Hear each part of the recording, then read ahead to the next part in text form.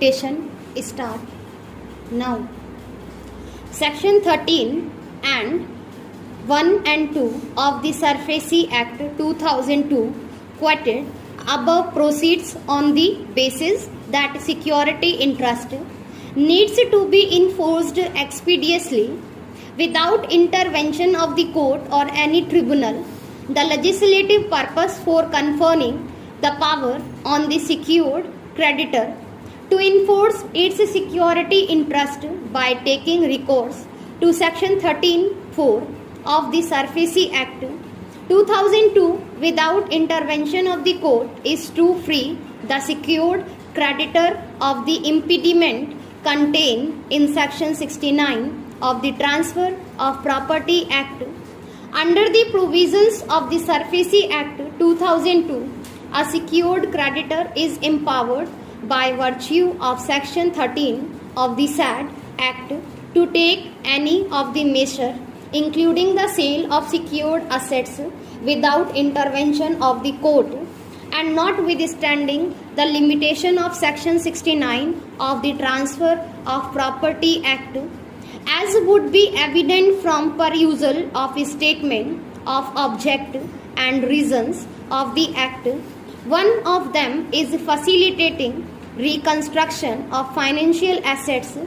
acquired by exercising powers of enforcement of securities or charge of management or other powers which are proposed to be conferred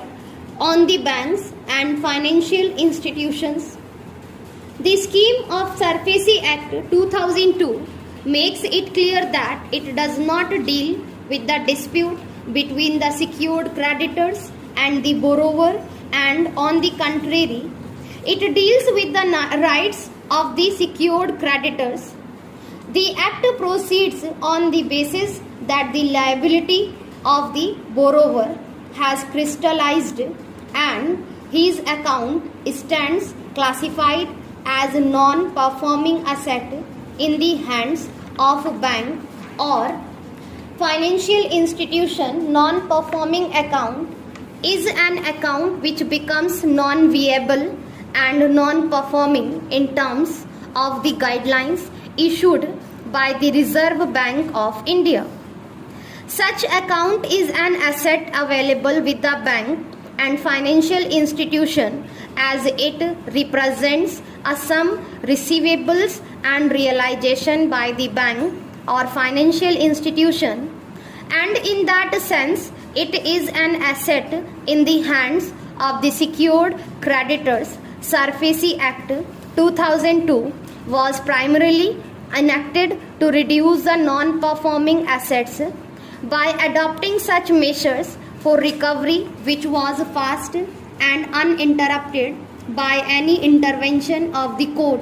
or tribunal, but also for reconstruction under the provisions of the SARFAESI Act 2002. All the nights wasted in the secured creditors in respect of a non-performing account which is a crystallized liability could be assigned to the asset management company and asset reconstruction company,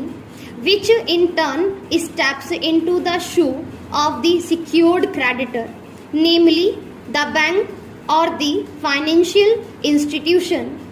The same is clearly reflected from a bare reading of section of the SARFAESI Act 2002 as well as the definition of the asset reconstruction contained in section 2b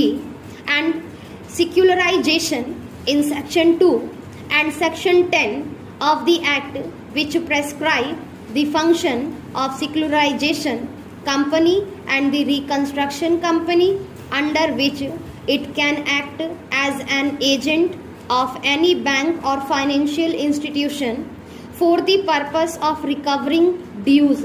from the borrower on payment of such fee and charges as may be mutually agreed upon between the parties.